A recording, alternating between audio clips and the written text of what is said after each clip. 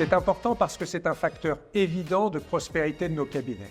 En promouvant l'expertise et les compétences des avocats parisiens à l'international, le barreau de Paris prend part au projet Invest in France pour attirer des investisseurs étrangers et des clients prestigieux, ce qui dynamise nos cabinets et à travers eux l'économie locale et nationale. Par ailleurs, la visibilité internationale du barreau de Paris permet de créer des opportunités de formation, d'échange pour les avocats français.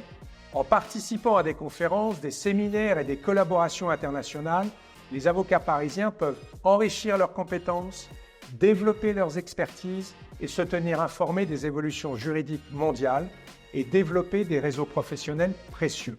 Ces échanges favorisent également l'innovation et l'adaptation des pratiques juridiques et judiciaires françaises aux nouvelles réalités économiques et technologiques. Enfin, en soutenant la place de Paris sur le marché international du droit, le barreau de Paris contribue à la compétitivité de la France en tant que centre d'affaires global. Une place juridique forte et respectée attire non seulement des entreprises et des investisseurs, mais aussi des talents juridiques de haut niveau.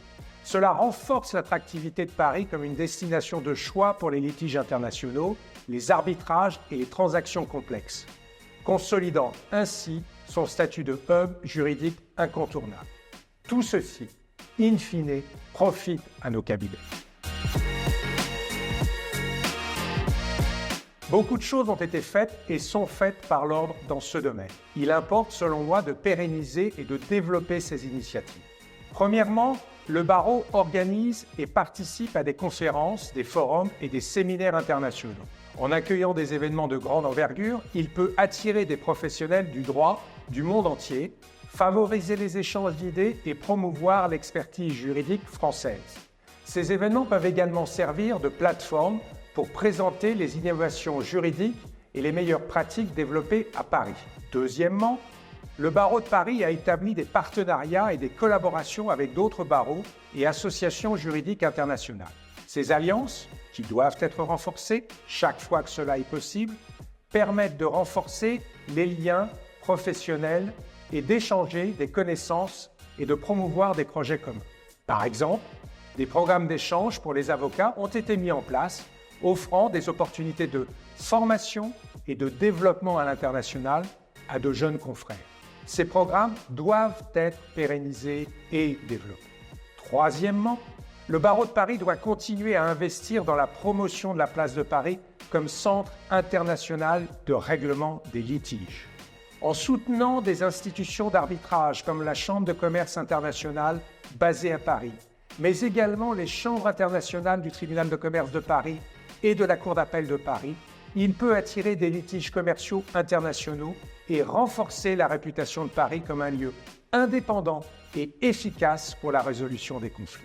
Des campagnes de communication ciblées et des publications spécialisées en collaboration avec des associations comme Paris Place de Droit, qui jouent un rôle majeur dans ce domaine, peuvent également aider à mettre en avant les avantages de choisir Paris pour le règlement des contentieux internationaux. Quatrièmement, le barreau de Paris peut et doit encourager l'innovation juridique et technologique.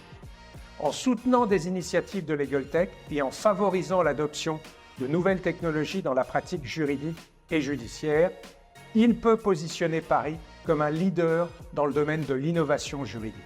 L'incubateur du barreau de Paris a bien sûr un rôle majeur à jouer dans ce domaine. Enfin, la dimension internationale doit être renforcée au sein de notre formation initiale et continue.